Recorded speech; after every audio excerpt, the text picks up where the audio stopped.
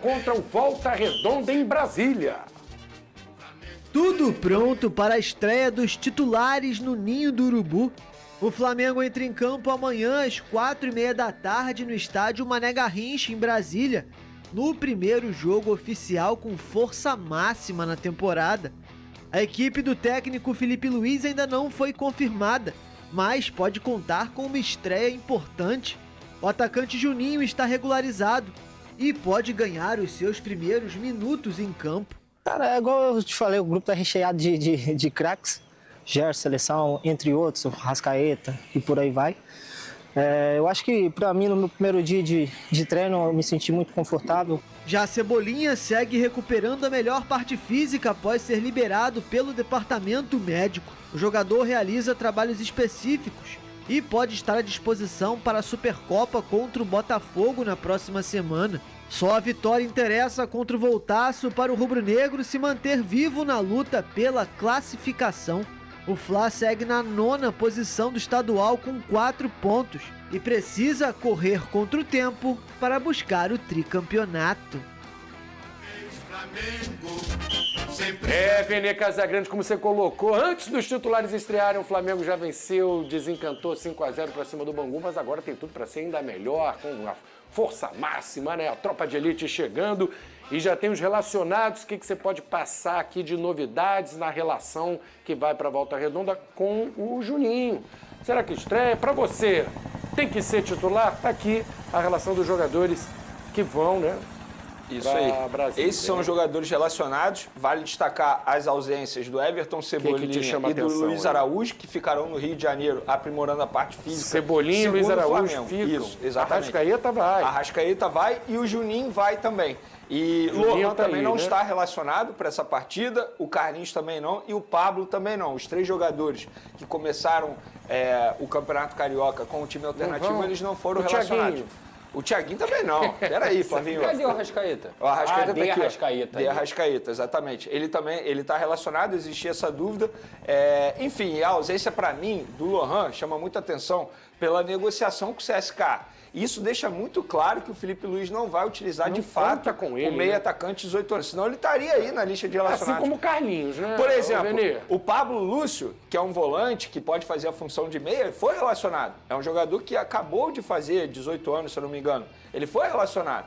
Teoricamente, ele está no lugar do Lohan, né? Porque o Lohan poderia ficar nessa vaga, mas, como a gente vem dizendo aí durante muito tempo, o Felipe Luiz não conta com o Lohan, por isso que o Flamengo ainda negocia a venda dele para o CSKA. Em relação ao Juninho, você me perguntou aí se eu estrearia com ele como titular, sim. Ele seria o meu titular. Eu já botaria para jogar. Qual seria o seu time titular? Vamos lá, Rossi no gol, Wesley na lateral direita, Léo Ortiz, Léo Pereira, Alexandre na lateral esquerda, Pulgar, De La Cruz, Arrascaeta, seria o meu meio de campo. Numa ponta, Bruno Henrique. Na outra ponta, Gonzalo Plata. E eu botaria o Juninho ali na vaga do Pedro, teoricamente, né? Mais centralizado. Esse seria o meu time. Eu começaria assim, partindo do princípio que está todo mundo bem fisicamente, que o Arrascaeta está bem fisicamente. Pulgar, De La Cruz, você está esquecendo de jogo. Pulgar, De La Cruz e Arrascaeta. E o Gerson? E o Gerson, desculpa, exatamente. Aí eu botaria o Gerson, eu teria que tirar alguém, o Gonzalo Plata. Aí eu tiraria o Gonzalo Plata. Mas eu começaria com o Juninho, com certeza. Plata, porque eu acho que ficaria um ataque Juninho e BH, com o Gerson. Eu penso o seguinte, se o jogador ele foi contratado para, entre aspas, suprir a ausência do Pedro, que é titular, por que não começar com ele? BH completou 6 anos de Mengão. Pois para mim é muito ídolo. Acho então, que... é o seu raciocínio aí do Juninho, né? Exatamente, seria o Juninho. O meu atacante seria o Juninho. Eu botaria como titular já para ganhar ritmo de jogo. Ah, mas é o primeiro jogo. Beleza, quando que vai ser a melhor oportunidade para ele ganhar ritmo de jogo? Se a gente ficar pensando na Supercopa do Brasil, o que é que o Flamengo está pensando? Repito, o Flamengo só vai com o elenco principal para esse jogo por conta da Supercopa do Brasil, porque o planejamento não era esse. A nova gestão mudou o planejamento para poder dar ritmo de jogo aos atletas pensando na Supercopa do Brasil. Então, de maneira sucinta, Flavinho, sim, começaria com o Juninho no ataque.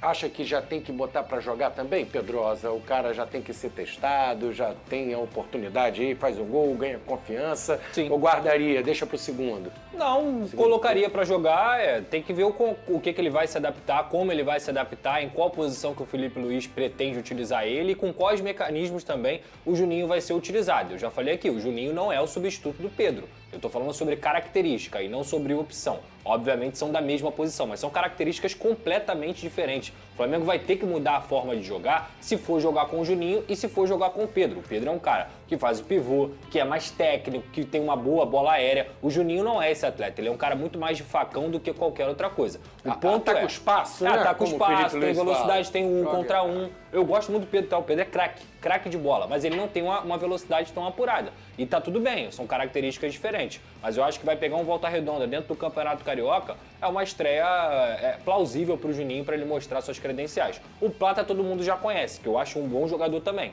Mas para a posição, eu acho que o Juninho é o cara adequado. Mas isso que o Pedrosa falou, e é verdade, são características totalmente diferentes, e o Felipe Luiz pediu isso à diretoria. Ele não queria um substituto do Pedro com as mesmas características do Pedro. Ele não queria isso. Ele queria um jogador que pudesse fazer a função que o Pedro faz, mas que também pode jogar com o Pedro. E na visão do Felipe Luiz, do José Boto, o Juninho pode jogar ao lado do Porque Pedro. o Pedro voltando, ele pode ser continuar no time titular. É isso, exatamente a né? ideia é essa, exatamente. Porque na visão do Felipe Luiz, o Juninho ele tem características para poder fazer essa função também. Falo também porque ele estava jogando como um 9 lá na ex-equipe dele, porque ele aprendeu com o passar do tempo a jogar com um 9. Porque de característica inicial, ele é um jogador muito mais de ponta, digamos assim. Então, mas eu começaria com ele, entendeu? Se ele for contratado para isso. Vai pro jogo, tem que, segundo o Vene Casagrande, muita gente me pergunta, e o Arrascaeta, mas ele tá inteiro, ele tá meia boca, ele aguenta jogar 90 minutos. Já faz tempo que a gente sabe que ele tem uma dosagem, um tratamento especial.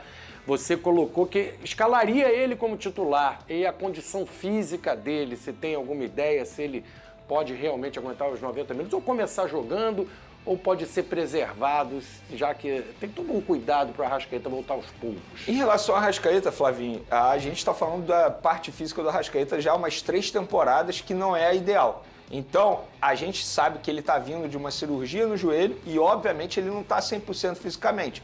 Mas eu começaria com ele. E aí você tira no segundo tempo sem nenhum problema. Eu acho que ele tem que ganhar ritmo de jogo.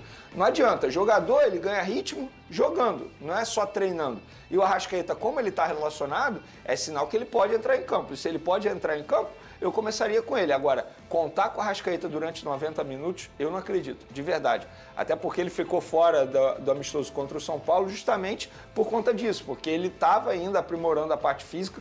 O próprio Arrascaeta falou isso e o Felipe Luiz também falou isso. Mas se ele está relacionado para esse duelo, começa com ele. E no segundo tempo você muda, bota um Alcaraz, talvez, para fazer a função dele. Porque eu acho que o Alcaraz, como centroavante, como o Felipe Luiz testou, não deu muito certo. Também gera curiosidade e preocupação a condição física do De La Cruz, um cara que chegou voando aqui, né? Geralmente o cara demora para se adaptar, depois engrena. O De La Cruz chegou mostrando bola, com bom ritmo, velocidade, né? Impressionante o ímpeto dele, e depois com lesões, não sei se excesso de jogos, caiu o futebol do De La Cruz, problemas físicos. Como é que está hoje o De La Cruz? Eu tenho uma opinião em relação ao De La Cruz na temporada passada. Eu acho que o planejamento adotado com esse jogador foi totalmente errado. Porque foi um jogador que foi muito utilizado no primeiro semestre, tanto é que aqui no programa a gente brincava Estourou, que ele estava carregando o time e ele estava jogando muita bola. Sobretudo na ausência do Gerson. Você lembra disso? Quando o Gerson precisou passar pela cirurgia, ele carregou o meio de campo do Flamengo. América, né? Só que se a gente for parar e analisar a quantidade de jogos, ele nunca teve tantos jogos assim em uma temporada só. Ele jogava muito menos lá no futebol argentino.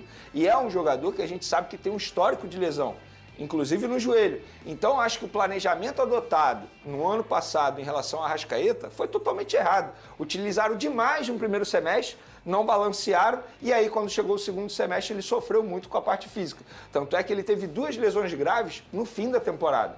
E hoje, acredito eu, ele está 100%, pelo menos de informação que eu tenho. Então, eu acho que, obviamente, o departamento médico, comissão técnica Felipe Luiz, tem que tratar o De La Cruz de uma forma diferente, porque é um jogador que tem muitas lesões graves até mesmo, e não jogava muito com a camisa do River Plate. Então, tem que saber balancear. Até porque estamos falando de um calendário no futebol brasileiro que a gente sempre menciona aqui, que é terrível. São muitos jogos. Então, acho que dá para equilibrar melhor a questão da Arrascaeta. E o futebol E argentino... também do De La Cruz. O futebol argentino é pior que o brasileiro. É pior, né? É muito mais difícil jogar aqui. É muito mais intenso, você tem jogos de uma alta competitividade com frequência, você tem competições uma atrás da outra, é muito mais difícil em relação a deslocamento. Não tem nem comparação. O futebol brasileiro hoje está bem acima do futebol argentino. E o excesso de jogos na Argentina não tem esse número tão e ele grande jogava- de partidas. ele O cara jogava no 30 e River poucos Plate, partidos. estranhou aqui com essa quantidade. E aqui joga 70, 60. isso. E tem outro ponto, ele jogava no River Plate. O River Plate é muito superior à maioria dos times do futebol argentino. Então, assim, é bem mais fácil, no sentido físico, jogar no River Plate do que jogar no Flamengo.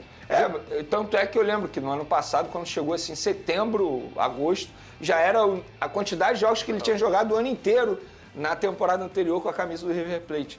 E ainda tem isso que o Pedrosa mencionou, a questão de viagem, gramado também, isso também influencia demais. Eu acho que em relação ao De La Cruz, o Flamengo errou demais na temporada passada e eu vi muita gente crucificando o próprio jogador, mas não dá. Só no Campeonato Carioca ele jogou uns 16 jogos.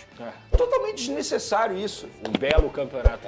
Exatamente. E teve, de repente, um retorno precoce quando ele teve o problema da Copa América e anteciparam uma forçação de barra também para ele voltar, né? Eu acho que teve. Eu acho que teve e o próprio jogador deixa isso no ar, assim, deixa entender que isso aconteceu. Essa forçada, entre aspas, esse retorno, porque ele é um jogador importante.